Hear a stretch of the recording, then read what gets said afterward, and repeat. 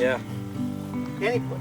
Well, most people today, adults included, don't know what the hell a They tide don't know is. what the tide is. They think it's a dish. I still get kids when I bring them to the river. They want to know what lake is this out here. They'll say that. I only do one sweep anymore. You've always only done one sweep. That's not true. Nah. I used to get really excited to do 2 or 3. Not since I knew you, I don't think. It's been tough getting you to do more than one. But you know, most of the time, a place like here, you only need one. You know, the way things are going, you're talking about what you're catching. I wonder if the bathing beach would be just as good as here. You get maybe some more bluefish and stuff, you know? No? No? You know, there's so much sand and it's so shallow.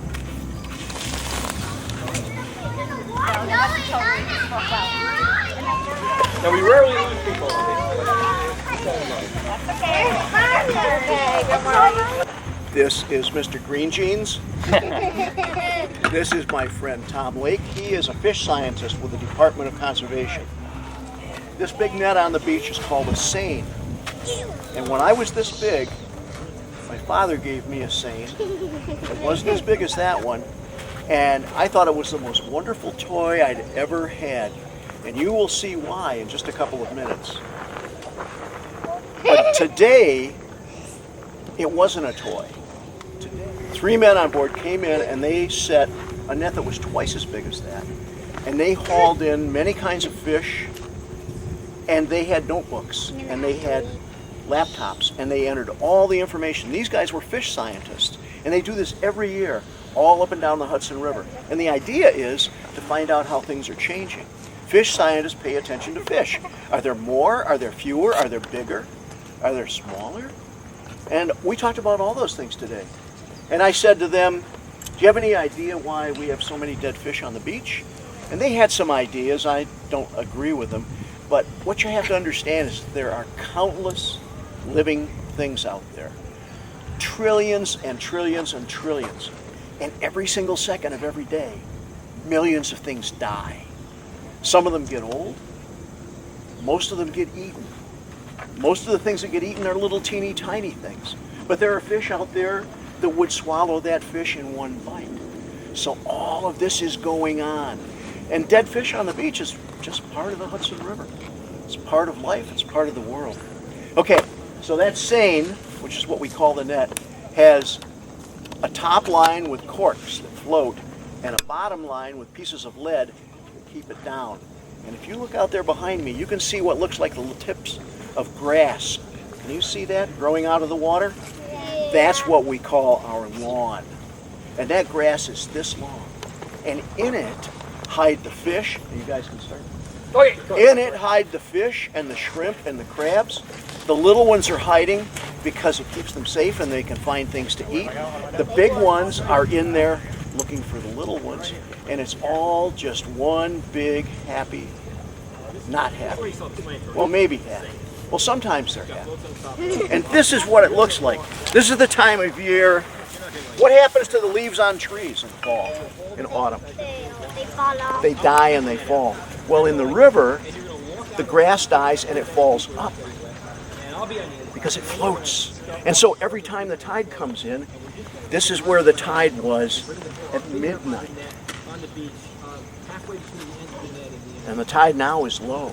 And this is the grass. We call it water celery. And I love the smell of it. It smells fresh like my garden. Head in that direction there, because we are going to make a swing once you get out there. And you go, move at a good speed. If you move it at the speed at which you can move without feeling uncomfortable about it, I'm not sure why you feel uncomfortable, but you might. Okay, you got a little more to go. You can still go. Okay, pulling that right with you. So eels are the one fish that come out of the ocean and they come swimming up the Hudson River. And when you see a baby eel, the first time I saw one, I couldn't believe my eyes. Because all you see is their eyes. They're transparent like glass. Matter of fact, they call them glass eels. Because what's the best way to stay safe out there in the ocean? Be invisible. Have an invisibility cloak like... there you go. And so they're invisible. You can see right through them. You can take a whole handful of them and you can see your fingerprints right through them. The only thing you can see are their eyes. So after they swim out of the ocean, they look like little tiny pieces of spaghetti.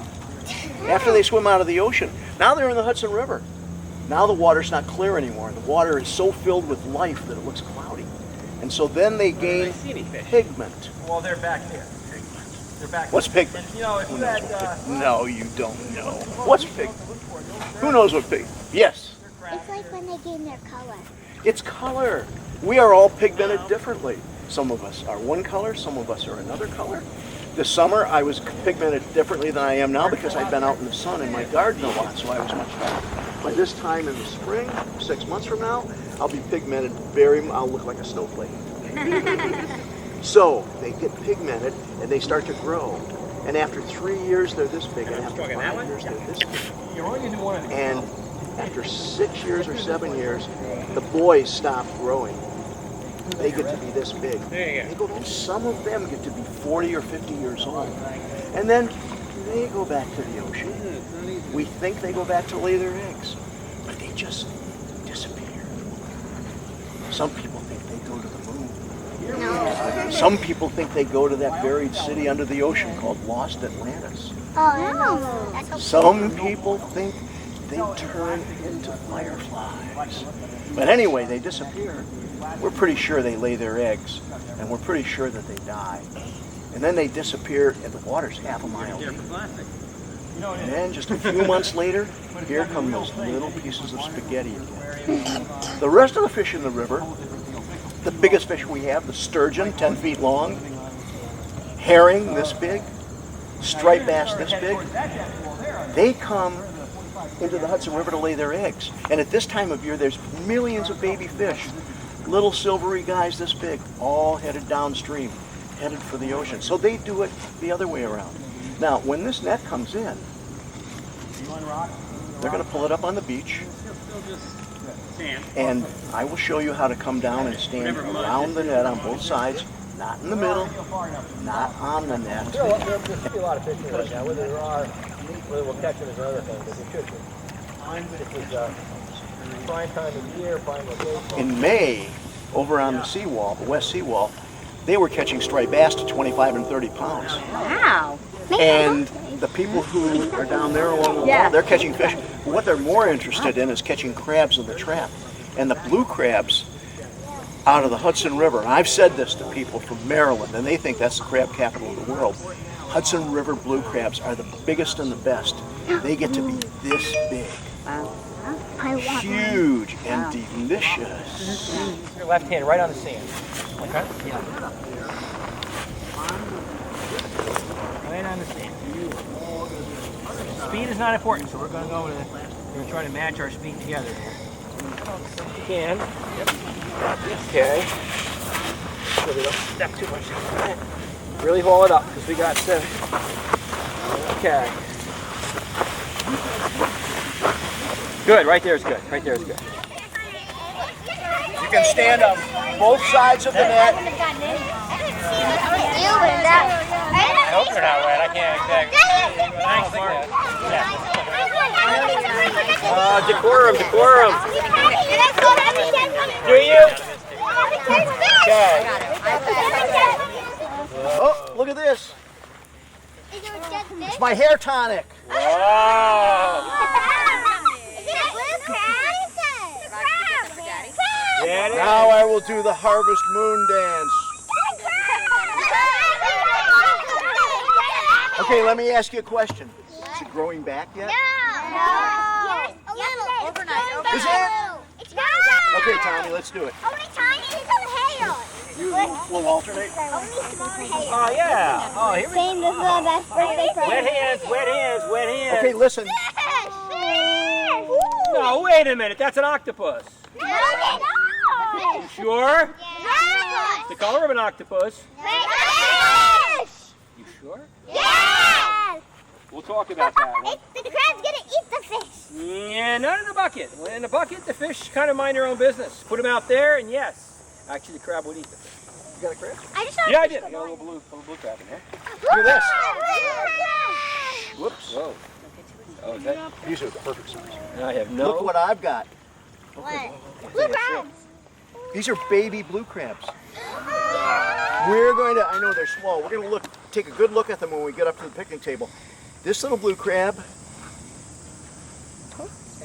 is only a month old.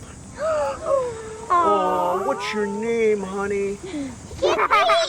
And notice it's not blue. There's a reason why it's not blue. Even though its name is blue, it's not blue. Yeah, that's what I But was even if they're about that. little, they're still good to eat. Oh, hey, don't eat them. Crunchy, huh? No, and no sauce either. So we're going to talk about that. You hit the jackpot here, Mr. Left. There's a crab. Hey. Now try it here. Now, don't try not to choke on this. Oh boy. The magic fish. Oh, no. It's a flat. It's a flying carpet. It's a flying carpet. It's Now we're going to take a good look at that. We've got a story about that one. Story about Keep it up. There I go. I got it. There was a crab over there. Yeah, I let him go because I was feeling bad for him. Sorry. How big one? Smaller than the one I have in there. You don't want any more silver side. Yeah, I do. I want There's a bugs. crab there. You want dinner, I know. Crab. No, I want bugs. Oh, but okay. We just saw a baby crab. Yeah. We just saw a baby you want blue bug crab. Wow. We want something's moving. That's my There's hand. a fish over there. That's my hand. No, we're talking about the other side. Okay, that's my hand. you're not going to have There's a it. fish on the net. You're not going to have an easy time seeing this.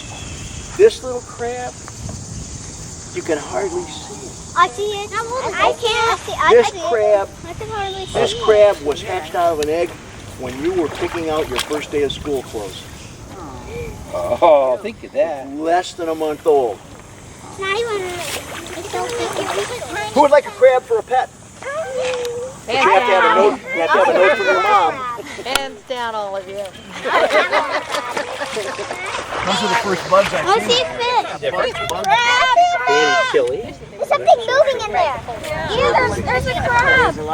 So, do you remember the fish scientists I was telling you about? Yeah. They had a net that was much bigger than this, and they had a boat to put the net in the water. But they didn't catch even one single crab. We caught as much as they did because we took our time and we were careful. And because we're doing this out of love and not just for a paycheck. And one more reason. They did not have Mr. Burkell on the outside end. Let's hear it for Mr. Burkell. All right! All right. Okay, you can change into something more comfortable now. I think Look at the big crab. Oh, there's a big crab.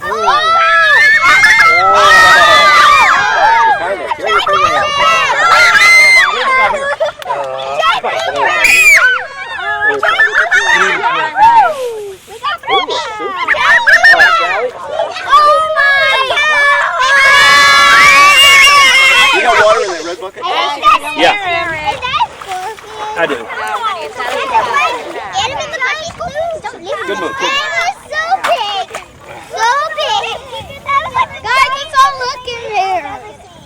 No, a year and a half, 2 years ago, you wouldn't have this. We didn't have any stuff here. We'd have any SAV. There's a field trip where we go to the White House. Really? Okay, No. as I recall, Blue banded mudman, huh? you promised that you were going to help. So I want half of you here and the other half right here. Okay, so from You east figure it and out. over? Do the math. Here, grab it. Oh, wait. Let me get over here. Come on. Chris, who's leading? That one or this one? That one's going. Okay, we'll wait. Grab it right there like that. All the way. Don't let it touch. Hold it tight. And remember, this is water. If you take a bath or a shower, it's not very much different. I got a nice full. Okay, I need somebody from this side. Come on, guys, jump in there. Right here. It's right here. so weird. Well, you're Right here. Well, you gotta wait your turn. Wait your turn. Right here. Come on, ew. I hear ew a lot. Yes. One more person. Move your jack. Flip the jack that way. Holding up the flag We gotta of the twist. United States. All right, drop the net. You guys here, drop the net. Pick it up. Pick it up, India. Hey, we need some teachers to help us. You want to grab a few? Okay. I'm wearing bare hands. Lift it up, both hands. I'm just going And now, Hang on good and tight. now it's shake 'em up time. Get Get rid of that grass. These are really weird. Open your mouth. It tastes rabbit water. There's a crab on it. Shake. Shake it up, baby! Hang on! Help us all around. So, what did we catch? Well, I got something before you even arrive. Ta-da! Stone. It's not a rock. Hands kids. It's not just a rock. It's not. Well, it is a barnacles rock. on it. Did you have something to say? Did you raise your hand? This is a stone. I don't know where it came from. I don't know what its story is. I don't even know its name. But I can tell you this. It's not just a stone. You see all these little bumps? Yep. Every one of those is alive. Those are barnacles under there. And when you get them back and put them in your tank, they will open up like little volcanoes. And little tiny feet that look like feathers will come out. Are they waving at you? Hi. What's up? No, they are not. They can't even see you. They don't even know you're there. They don't really even have eyes. They can tell if it's light or dark. They're looking for food. Teeny tiny little plants and animals, this big and even much smaller. Anybody know what we call those tiny plants and animals? You can't count them. There's so many trillions of trillions. We'll never be able to count them. But it's like the peanut butter and jelly sandwich of the Hudson Please don't talking, girls. Who thinks they know what these tiny plants and animals are? Barnacles. Plankton. Plankton. Plankton. How many people were thinking plankton? Da-da-da-da, da-da-da. All right. So these are all barnacles, and they were plankton. In the spring of the year when barnacles have babies, the little volcanoes open up and there go billions and billions and billions of barnacle eggs. And the ones that are lucky find something to settle on. And the ones that aren't land in the mud. A fish today that is just one of my absolute favorites. And unfortunately, it's the only one we have. And we have 2 classes coming tomorrow, so I'm going to have to hang on to it because they are going to want to see it too. And this is the fish that Mr. Lake was afraid he couldn't get off his hand. This is a fish that if you go and talk to those men down there that are fishing and crabbing, and they will tell you maybe that they've been fishing and catching crabs here on the Hudson River for 100 years. Well, 50. Well, 25. And if you show them this, they will say, I never saw that before. It can't possibly come out of this water. But it has such a tiny, tiny mouth. This little fish, we call it a hog choker. We don't know what they call each other, but we call it a hog choker. And way back when, everybody that lived in the Hudson Valley fished in the river and ate fish from the river. That's what you did. People were farmers, and when they wanted fish, there were no fish stores to go to. So they went to the river, and they had nets like that one. All farmers did. And they dragged the nets, and when they caught a big striped bass, they had a feast. And if they caught a shad, they had a barbecue. And if they caught eels, they were so happy because the eels are the best eating of all the fish. But when they caught these, or other little fish, too small for their dinner table, they fed them to the pigs. Because if you were a farmer 200 years ago, you had pigs. You had pigs and you had cows and you had chickens because it was a long, long way to the store. So people raised their own food. But when they gave this fish to the pigs ate all the other fish. They loved it. But when they gave this fish to the pig, it got stuck in the pig's throat. And the pig choked to death. And that's why we call them hog chokers to this very day.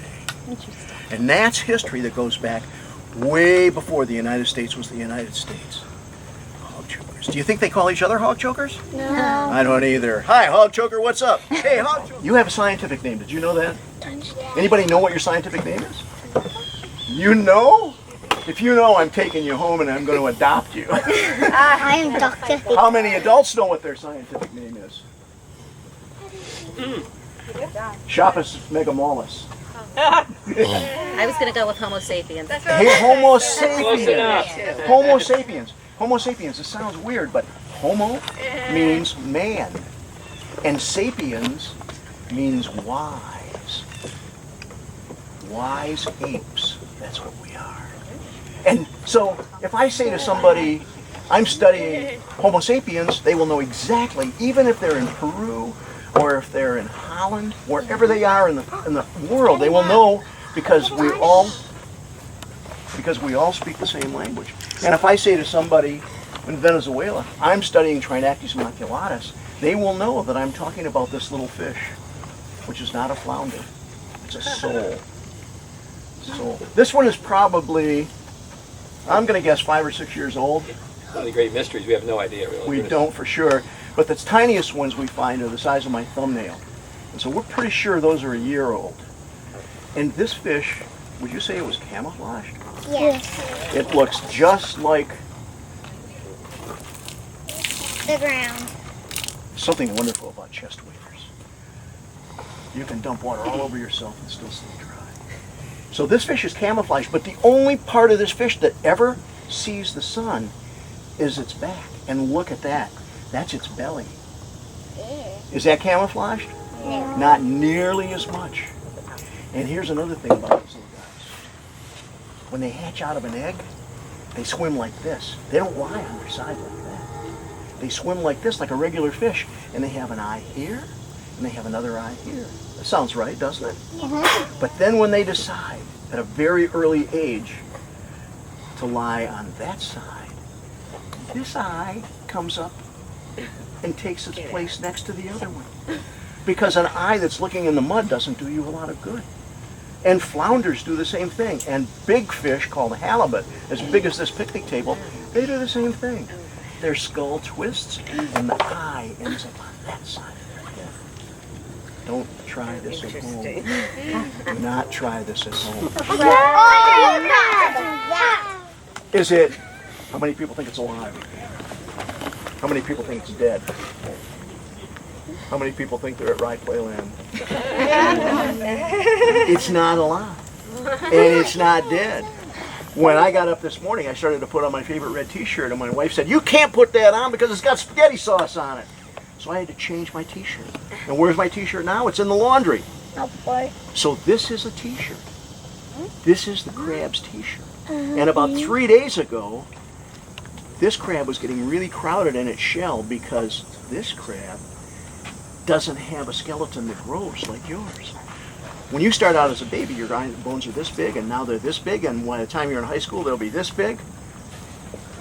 And you'll keep the same skeleton your whole life, right? We hope. But crab skeletons don't grow. This is its protective skeleton, and it wears it on the outside. That's ladies. They go from size 6 to size 12. Just what happens to women in Westchester between Christmas and New Year. Every year.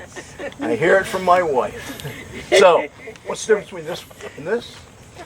This one is a shell that was shed. The crab didn't eat it anymore. This is yesterday's t-shirt. And I'm going to send this back with you. And you can put this in your tank because not like the beach fish, it doesn't stink. It doesn't smell like anything bad.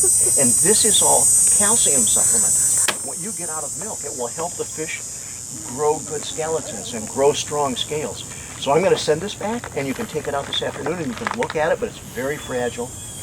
And I'm going to send this back, and you don't want to put this one in the tank because this was part of my dinner last week. This was a big live crab, and I steamed it, which is the best way to cook crabs, and that green shell turned Orange. And then Mrs. Letts and I had the most wonderful feast, and I cleaned out the shell just for you. This you can handle. You can feel how sharp that is. You will know why crabs are safe inside their shells. You can feel how sharp these points are. You can see the mouth, and you can even see the eyes, which stick up here. Crab's eyes stick up like this. Just like teachers' eyes. Because teachers have to be able to see in all directions. They have to know what Johnny's doing, and Judy's doing, and Bonnie's doing, and Eli is doing. They have to be able to look in all directions at once. Can you imagine what you could see if your eyes stuck up like that? You could see everything. And it's never been in a situation like this. So this is an American eel, and do you remember what they look like when they come into the Hudson River? I told you. Spaghetti! What? Spaghetti. They look like a little tiny piece of spaghetti. From a cherry, oh, I love you. And this one is probably 5 years old. And you know what else we know? We know it's a boy. Because all the girls go way, way, way, way, way upriver, and they go over dams, and they get into reservoirs and lakes, and they live in streams and ponds. But the boys don't go so far. They stay right here. And so when we catch an eel around here, almost for sure it's a male. And almost for sure, if it's this big, it's probably got another 4 or 5 years to live in the Hudson River. Because when they're ready to leave, the green and brown turns black, and the belly turns snow white, and so people call them silver eels.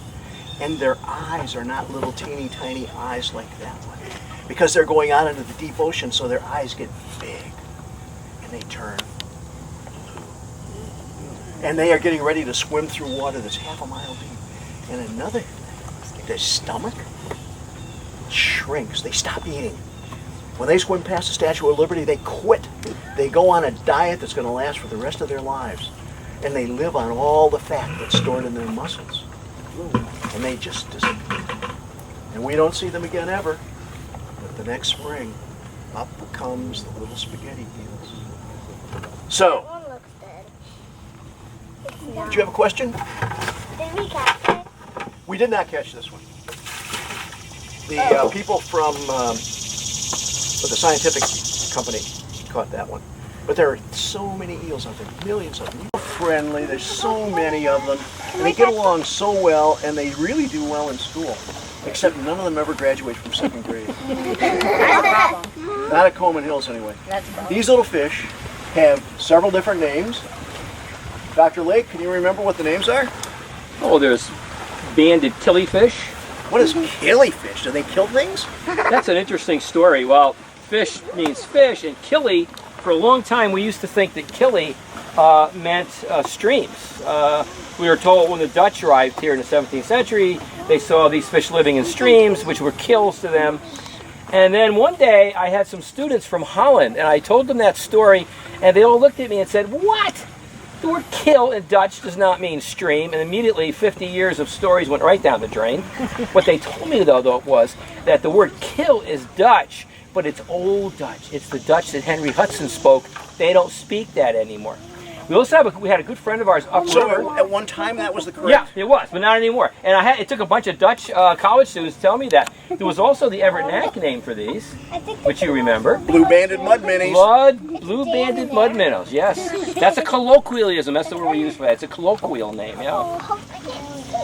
Look at that big guy. And is there another name for Well, them? mummy chug is another name we call them, which is an Algonquian Indian name, which we think roughly translates into fishes that grow in great numbers or go in crowds.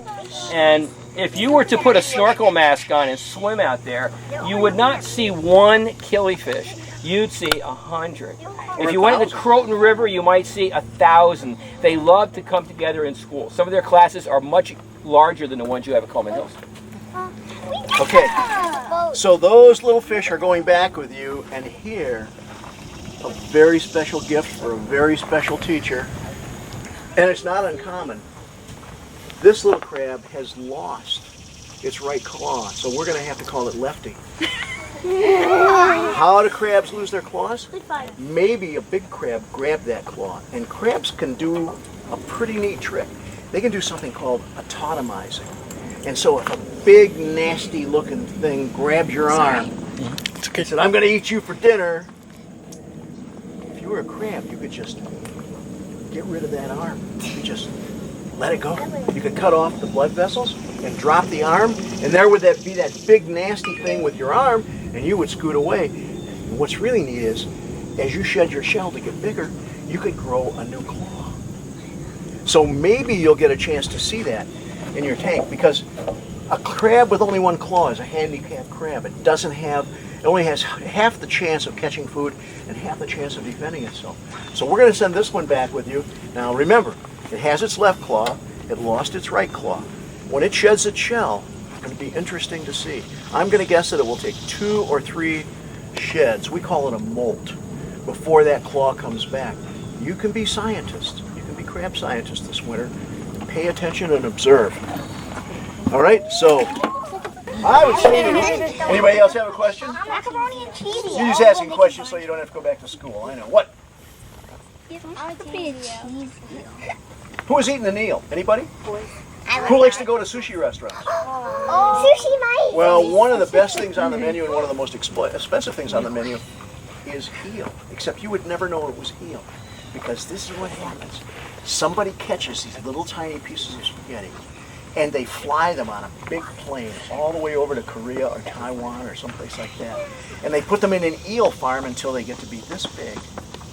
And then they kill them and they cut the meat off and they put skewers through it and they smear it with all kinds of sweet sauce and they grill it and they put it in a plastic package with Chinese letters on it and they send it back here and you buy it in Hartsdale on Central Avenue for about $80 a pound. Or you get it in your sushi restaurant. And that's the story. Some of those eels have more frequent flyer miles than you do. What's the most dangerous thing in that river? Good question. Jet skis. Animal-wise. Well, we have What's that boat? a plant called the water chestnut, and it has seeds about this big around, and they have points that stick out on all sides. And if you step on one, it'll go even through a tennis shoe. If you walk that beach over there, you'd find hundreds of them. So that's not a good thing to have. Then we have a fish called the bluefish. Oh, I caught. And bluefish in the Hudson River can get to be 20 pounds. And a 20-pound bluefish could bite your finger off. But they never go looking for fingers. It's only if you catch them and pull them into the boat and you're trying to take the hook out that you're in danger of being bitten. Eels will never hurt you. Blue crabs, maybe if you step on them, you're going to get a pinch. No, it's a pretty safe place out there. There you go. Except for what human beings dump into the river. Those poisons and heavy metals, those are the things I would be concerned about. You again? What? I have 2 questions. 2? I'm kidding, 1. How much could a flounder weigh? There are many different kinds of flounders. The biggest one I ever caught weighed about 3 pounds. I think probably the common Atlantic flounder can get to be 6 or 7 pounds.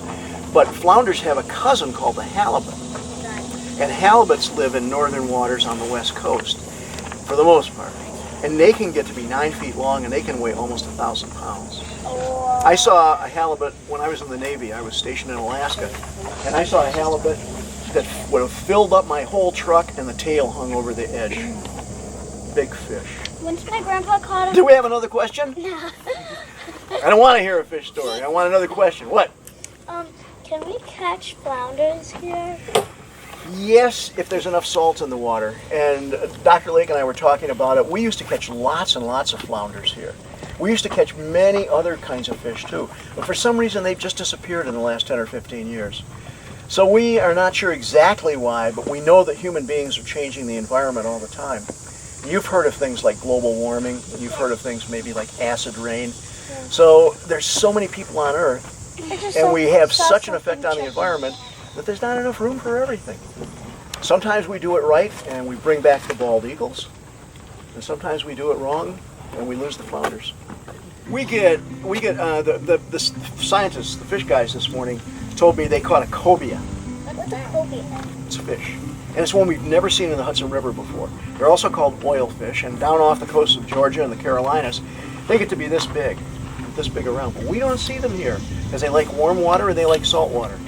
One of them got lost and ended up here in the river. Now the river is very inviting because, what have I been saying about it? It's filled with food. Plankton like you can't count. Shrimp, little fish. It's a great place. Bluefish come in here to feed. Little bluefish like this come in here in July, and when they leave, they're this big in September. That's how much food there is here. So this is attractive for a lot of different animals. But we have had a manatee, we've had seals, we've had sea lions, and we know that in years gone by when there were fewer people and more whales, even whales would come into New York Harbor. Now there's more people and fewer whales. But I think they just get curious sometimes, and sometimes they get lost. The GPS doesn't work, and there they are at Coney Island.